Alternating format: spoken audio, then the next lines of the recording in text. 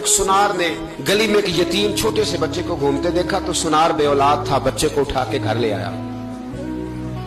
18 سال اس بچے کی پرورش کی، اس کو پالا پوسا جوان کیا۔ سنار کے پاس وہ دکان پہ چلا جاتا، وہ کئی دفعہ دکان پہ رہتا، کئی دفعہ گھر میں رہتا۔ ایک دفعہ وہ دکان پہ تھا، بچہ گھر تھا، 18 سال کا جوان۔ اس کی بیوی اکیلی تھی، وہ جس نے ماں بن کے پالا تھا اس نے اسی پہ حملہ کر دیا، اس کا بازو بری نیت سے تھاما۔ بیوی چیخی، تھوڑی دیر گزری تو وہ نوجوان پیروں میں بیٹھ گیا، کہنے لگا ماں پتہ نہیں مجھے کیا ہوا۔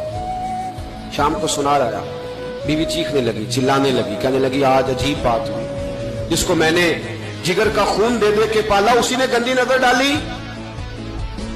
سنار محو حیرت ہے، بیوی کا خیال تھا کہ لاٹھ اٹھائے گا، ڈنڈا اٹھائے گا، نوجوان کو مارے گا، لیکن وہ رونے لگ گیا۔ اس نے کہا آج اس نے میرا بازو تھاما ہے، جانے کیا کیا ہے؟ پریشان ہونے لگ گیا، سجدے میں گر گیا، کہا تو بتاتا کیوں نہیں؟ تو وہ سنار کہنے لگا اس کی غلطی نہیں، 18 سال کے بعد آج مجھ پر بھی شیطان سوار ہوا تھا۔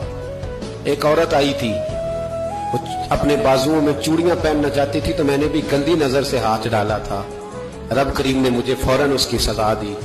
جن کے گھروں میں بیٹیاں ہوتی ہیں ان کی نظریں گندی نہیں ہوتی، جو بیٹیوں کے باپ ہوتے ہیں، جو بہنوں کے بھائی ہوتے ہیں، ان کی نظریں گندی۔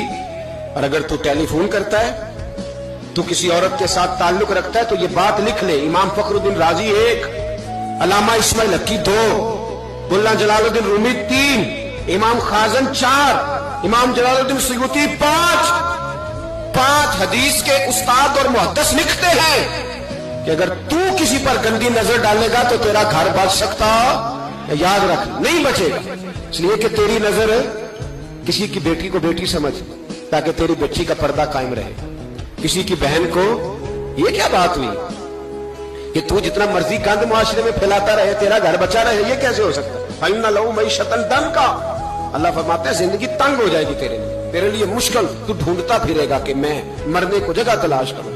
سچی توبہ کرے، کھری توبہ کرے، یہ گناہ انسان کو مجبور کر دیتے ہیں۔